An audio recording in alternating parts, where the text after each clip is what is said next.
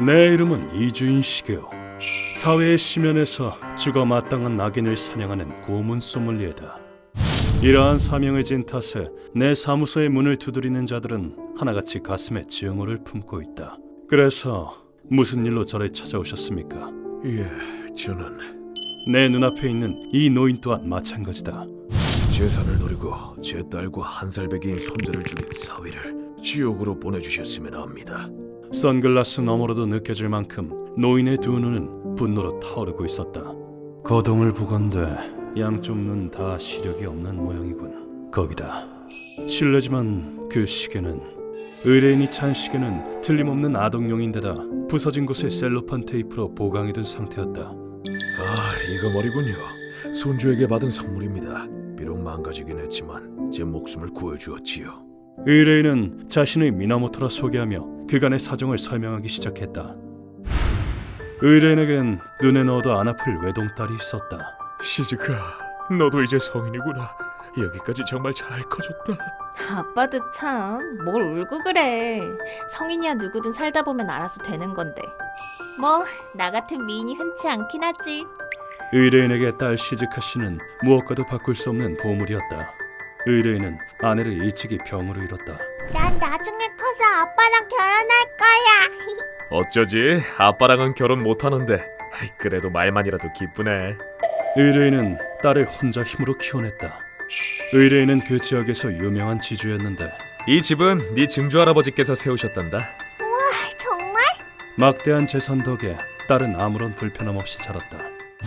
그리고 시간이 흘러 아빠, 나 이 사람이랑 결혼하고 싶어. 딸이 결혼 상대를 데려왔다. 남자의 이름은 사루와타리. 아버님, 부디 따님을 제게 주십시오. 겉보기에는 건실한 청년이었다. 내심 걱정이나 서운함 등 시즈카, 아빠랑 결혼하고 싶다고 할 땐 언제고? 아버지로서 형용하기 힘든 감정이 들었지만 어쨌든 금이아오기야 기른 딸이 직접 고른 남성이 아닌가. 그래, 둘이 행복하게 살려무나. 예, 시즈카는 제가 꼭 행복하게 해주겠습니다. 고마워 아빠. 의뢰인은 두 사람의 결혼에 허락했다. 결혼 1년 뒤에는 그토록 기다리던 손주도 태어났다. 아빠 또 운다. 우리 딸 정말 고생 많았다. 에이타로, 귀여운 내 손주. 그냥 울게 해다오. 너무 행복해서 그래. 여보, 우리 시즈카가 엄마가 됐다오. 그날은 의뢰인이 살면서 가장 행복한 날이었다고 한다. 그런데 1년 뒤 예, 여보세요? 경찰입니다. 사루와타리 씨의 가족분 되십니까? 의뢰인의 행복은 절망으로 바뀌었다. 실은 따님과 사위분께서 사고를 당하셨습니다. 예? 사고요? 예, 따님과 손주분이 몹시 위독한 상태입니다. 딸 가족이 교통사고를 당했다고 연락이 온 것이다.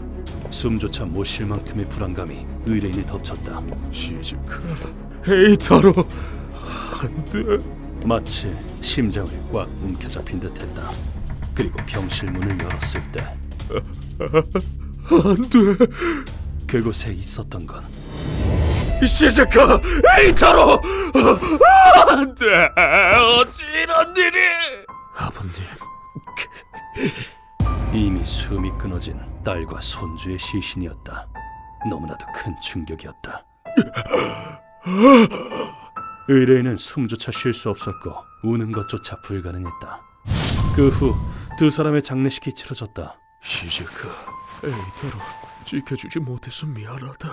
아버님, 면목이 없습니다. 사루와타리도 사고를 당했지만 다행히 다치지 않고 무사했다. 그런데 또 하나의 불행이 의뢰인이 덮쳤다. 시즈카, 네가 이 세상에 없다니. 삶의 의미조차 잃어버린 의뢰인을 돌연 괴한이 습격한 것이다. 뭐야 당신? 의뢰인은 어떤 폐가로 끌려가 얼른 털어놓으시지. 옷가지를 모두 빼앗기고 습격자에게 폭행을 당했다. 그들의 목적은 의뢰인의 재산과 대지주라며 돈이야 산더미처럼 모아놨을 거 아니야. 내 말이 틀려? 무슨 소리야? 그것을 숨겨둔 장소를 알아내는 것이었다. 이대로는 죽음을 면치 못함을 확신한 의뢰인은 돈이라면 내 별장에 숨겨두었네.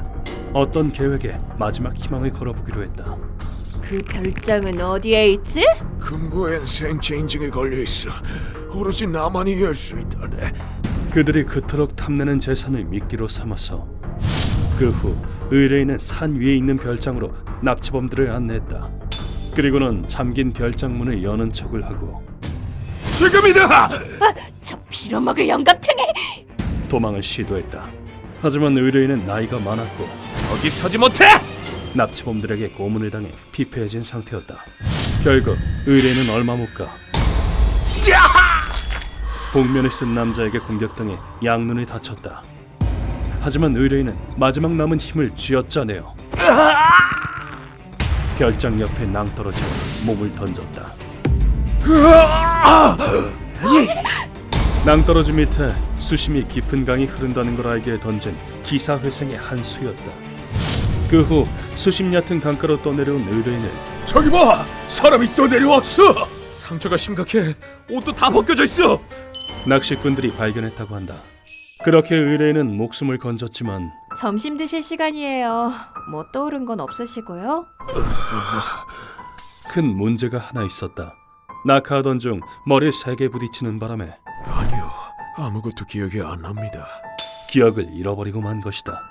신원을 나타내는 물건도 없었을 뿐더러 폭행을 당해 얼굴도 변형된 탓에 그 시계 계속 차고 계시네요. 아끼시는 물건인가 봐요. 병원 측도 의뢰인의 신원을 알아낼 수단이 없었다고 한다. 모르겠습니다. 그냥 어쩐지 잃어버리면 후회할 것만 같아서요. 그런데 요양 생활을 이어나가던 중 할아버지! 장난감 시계에서 목소리가 흘러나왔다. 혀 짧은 유아의 목소리. 기억났다. 그것은 손주의 목소리였다. 손주의 무구한 목소리를 들은 순간 할아버지! 의뢰인은 잃어버린 기억을 모두 되찾았다. 시계에서 흘러나온 목소리는 손주가 처음 의뢰인을 불렀을 때를 녹음한 것이었다. 우리 강아지 지금 할아버지라고 한 거냐? 할아버지! 우리 손주 천재로구나. 아빠, 또 울어? 하여간에 호들갑은. 그치만 눈물이 절로 나오는 걸 어떡하란 말이네. 손주가 자신을 불렀을 때 의뢰인은 설과 추석이 함께 온 것처럼 기뻤었다고 한다. 그리고 손목에 찬 시계는 딸이 자신에게 선물로 준 것이었다. 아빠, 생일 축하해. 그건 에이타로 목소리가 나오는 시계야. 장난감이지만. 할아버지! 고맙다. 장난감이라도 기쁘구나. 또 운다, 또. 의뢰인의 기억이 돌아옴과 동시에 딸이 준 시계는 제 역할을 다 했다는 듯이 깨져버렸다. 깨져버린 시계가 마치 딸과 손주를 보는 것 같아 의뢰인은 피를 토할 기세로 목 놓아 울었다.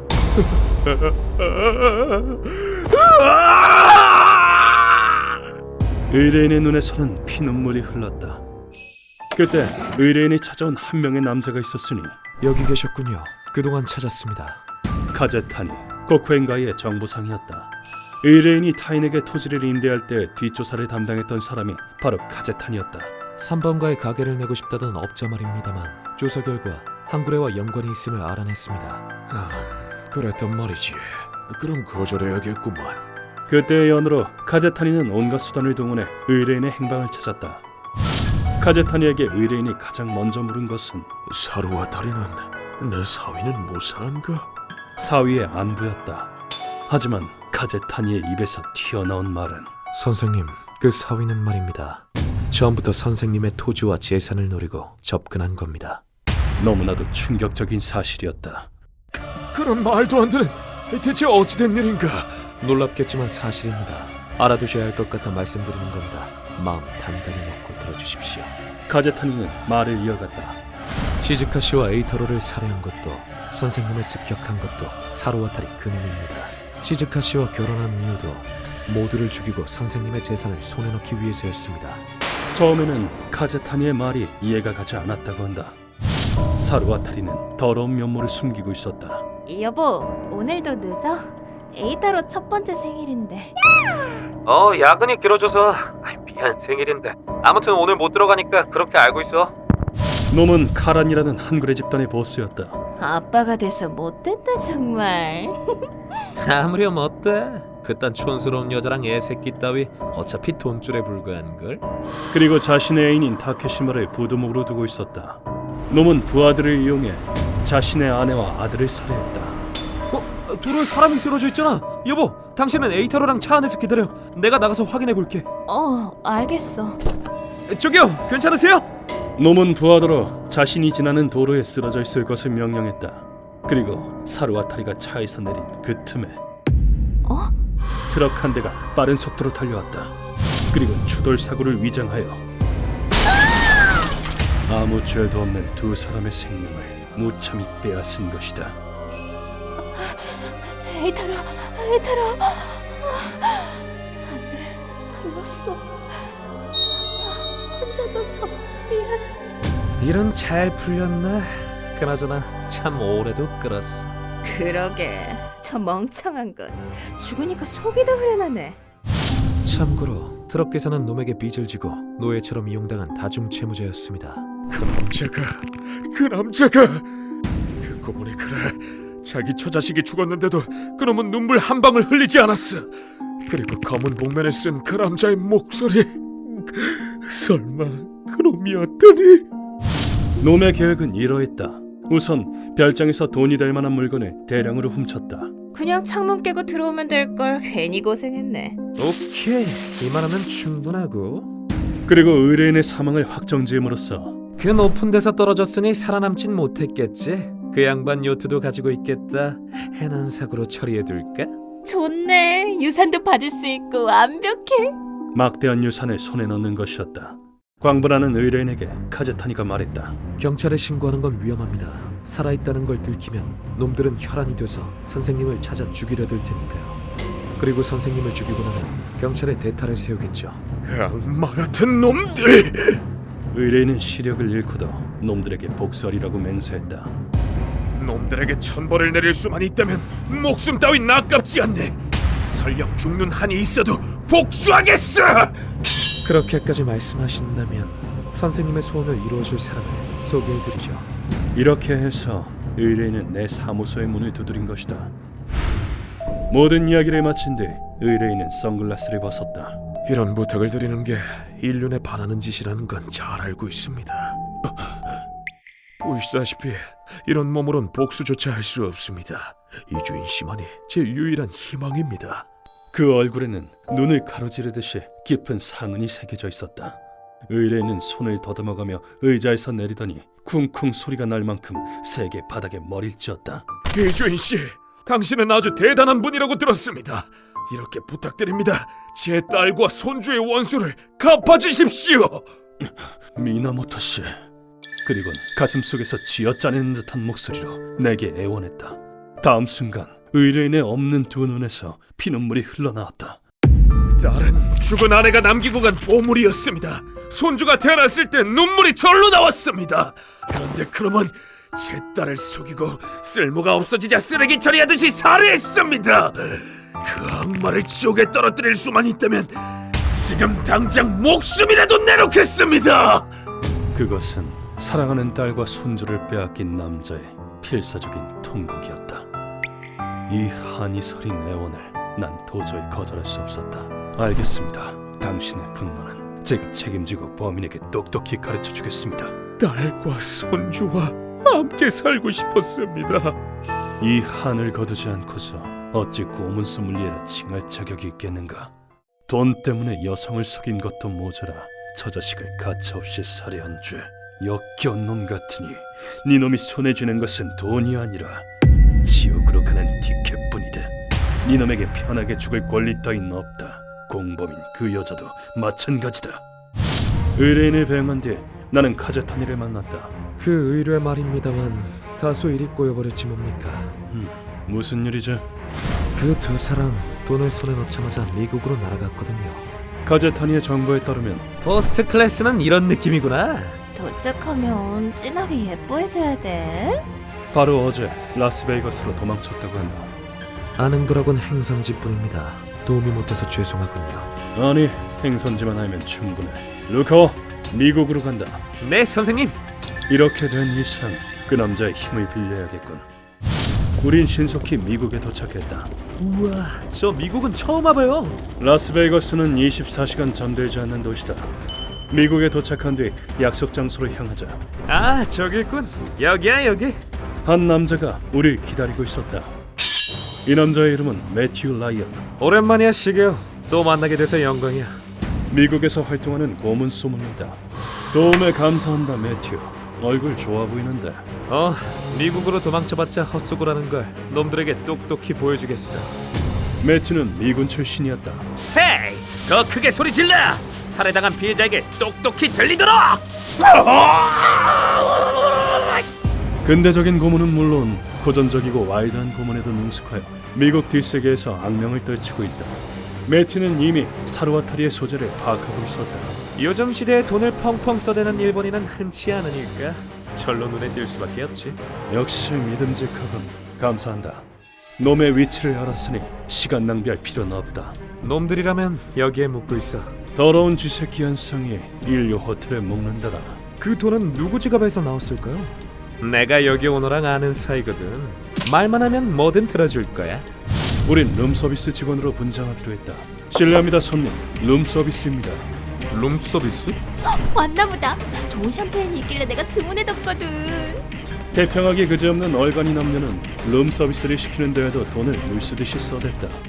놈들은 경계도 하지 않고 문을 열었다. 이게 너의 마지막 술이 될 거다. 마음껏 즐기라고. 자신들이 쫓기는 처지라는 것도 잊고 말이다. 다케시마를 루카에게 맡기고 우린 사르와타리가 있는 방으로 걸음을 내디뎠다. 뭐야? 당신들이 뭔데 여길 함부로 들어와? 닥쳐라. 누구 돈으로 스위트룸에 머무는 거냐? 시게요. 호박은 내게 맡겨. 미국 땅을 더럽히지 마라. 다른 나라로 넘어온다 한들 죄는 사라지지 않아. 그리고 사르와타리의 신병을 확보했다. 우린 매튜가 준비한 처형장으로 놈들을 옮겼다. 단단히 묶어둘 루카와 밧줄이 빠지면 위험하니까. 네? 안 빠져나오게 꽉 묶어둘게요. 그리고 이곳에서만 할 수 있는 고문 준비를 마쳤다. 잠시 후 정신을 차린 놈들의 침을 튀길 기세로 우릴 향해 소리 질렀다. 지금 이게 뭐하는 짓이야? 발목에 묶인 밧줄은 또 뭐고? 미쳤어? 이거 빼도 박도 못하는 범죄야, 범죄! 닥쳐라 살인범. 가치없는 헛소리 늘어놓지 마라. 늘 그래왔듯이 나는 놈들에게 질문을 던졌다. 너희는 돈을 손에 넣기 위해 일본에서 시즈카 씨를 속이고 모자를 살해했다. 그게 뭐? 거기다 유산을 갈취하기 위해 시즈카 씨의 부친까지 살해하려 했지. 그 사람은 너의 장인어른이었다. 과연 자신들의 악행을 반성할 것인가? 하지만 놈들의 입에서 튀어나온 것은 그게 왜? 난 돈이 좋아. 돈만 얻을 수 있다면 노인이든 여자든 어린애든 얼마든지 이용할 수 있다고. 돈이 있으면 못하는 게 없단 말씀이야. 난 돈 많은 남자한테 가랑이를 벌린다고. 어찌할 바 없이 추악한 말들이었다. 이놈들에게 인간의 피가 흐르지 않는다는 것은 잘 알았다. 오케이, 이것들은 오물이로군. 이 세상에 남겨둬선 안 되겠어. 안 그래, 시게요? 정 가랑이를 벌리고 싶다면 원하는 대로 해주지. 매튜, 루카와 시작한다. 네, 선생님. 그렇다면 이쪽도 냉혹한 악마가 되는 수밖에. 그러자 매튜는 너희 차례다, 얘들아. 오늘도 마음껏 날뛰렴. 두 마리의 거대한 소를 데려왔다. 그리고 놈들의 발목과 이어진 밧줄을 아주 고통스러울 거야. 각오해. 소들의 뿔에 각각 동염했다. 그리고 매튜가 지시를 내림과 동시에 고! 얘들아! 찢어버려! 소들이 좌우로 나뉘어 일제히 달리기 시작했다. 그와 동시에 멈춰! 놈들의 발에 묶어둔 밧줄이 양옆으로 팽팽하게 당겨졌다. 그리고 밧줄이 끝까지 당겨졌을 때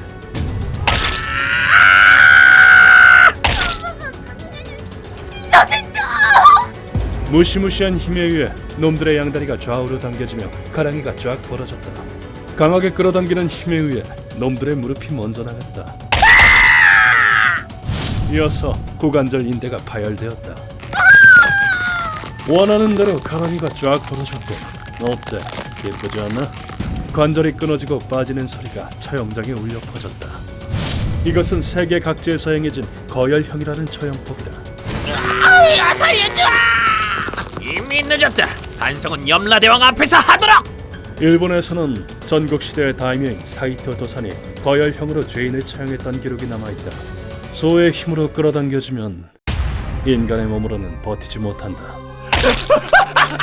발목이야. 무릎이 떨어질 것 같아.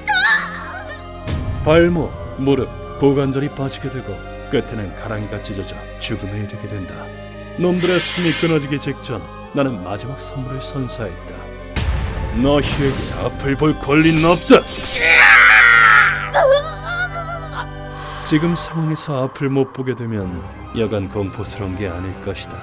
그때였다. 살려주세요. 아파요. 이러다 찢어지겠어요. 자수할게요. 무서워요. 살려주세요. 두 사람이 목숨을 구걸하기 시작했다. 그 말을 듣고 나는 놈들에게 다가갔다. 돈이 있으면 뭐든 할 수 있다고 하지 않았나? 그럼 어떻게든 해봐. 이들의 말을 내가 들어줘야 할 이유는 없다. 그리고 말이야, 너희가 돈을 좋아하는 것처럼 나도 고문을 좋아하거든.